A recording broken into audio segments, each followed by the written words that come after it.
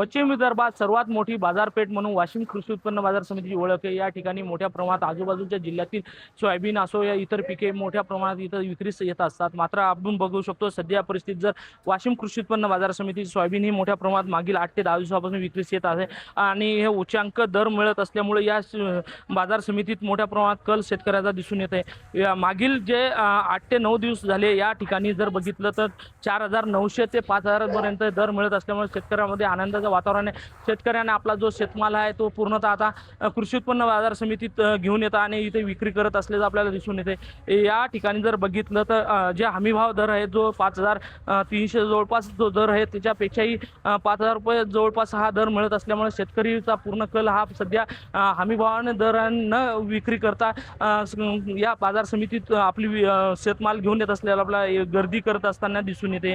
आता ज्या परिस्थितीत जर बघितलं शेतकऱ्यामध्ये जो मागील 5-6 वर्षापासून जो दराचा उच्चांक आहे तो रेकॉर्ड ब्रेक झालेला आहे। मागील 5-6 वर्षापूर्वी जो दर होता 4000 ते 4500च्या वरी हा दर गेला नव्हता। मात्र आता जी परिस्थिती जर बघितलं 5000 पर्यंत दर गेलेला आहे।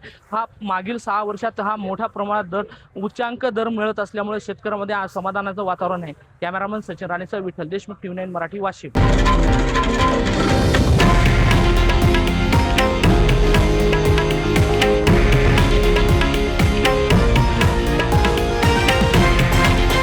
हे आहे देशातील नंबर 1 न्यूज नेटवर्क आणि आपण पाहत आहात TV9 मराठी, एकमेव।